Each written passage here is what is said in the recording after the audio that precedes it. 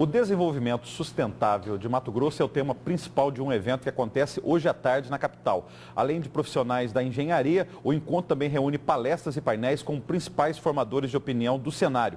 Para discutir melhor o assunto, eu recebo ao vivo, aqui no Jornal da Manhã, o presidente da Federação Nacional dos Engenheiros, Murilo Celso Pinheiro. Bom dia, obrigado pela sua presença ao vivo. Bom dia, Antônio Carlos. Eu que agradeço a oportunidade, é um prazer estar aqui contigo. Gostaria que o senhor iniciasse falando sobre engenharia, para a gente até lembrar. Engenharia, a gente fica muito assim vinculado à questão da construção civil, mas ela é uma área bastante ampla.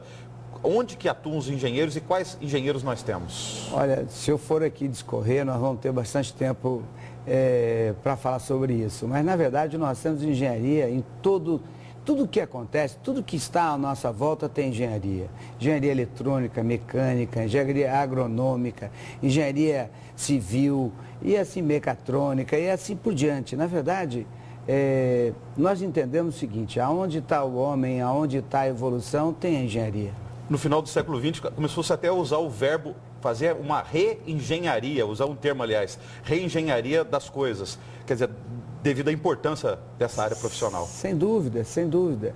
O engenheiro está presente em todas as questões, está presente na medicina, está presente na advocacia, está presente em todo esse movimento nacional. E por que esse tema geral desse evento que acontece hoje à tarde aqui em Cuiabá?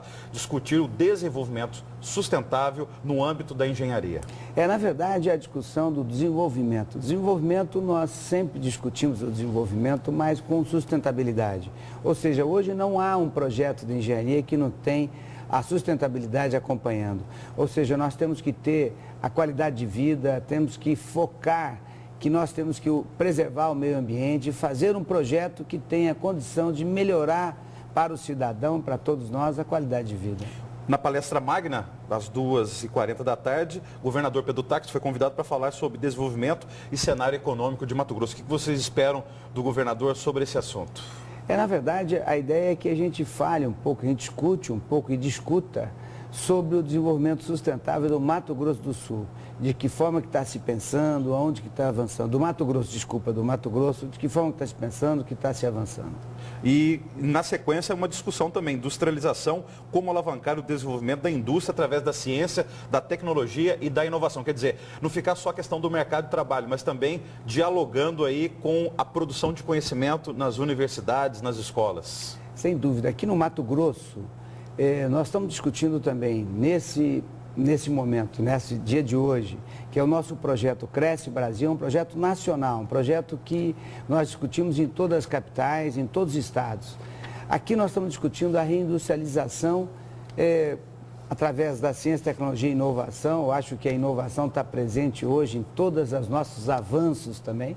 E a reindustrialização para que a gente tenha, o Brasil consiga também cada vez mais colocar a indústria tendo oportunidade de trabalho, tendo pontos de serviço para os nossos brasileiros. Até porque o outro assunto também relacionado a isso, que se discute muito em Mato Grosso, é o fortalecimento da agroindústria, porque o Estado tem a produção primária, acaba exportando seus produtos primários, commodities como soja, por exemplo, e acaba perdendo divisas, com geração de emprego e renda, que inclusive é outro tema que vocês vão discutir também, a Lei Candir e os reflexos na economia.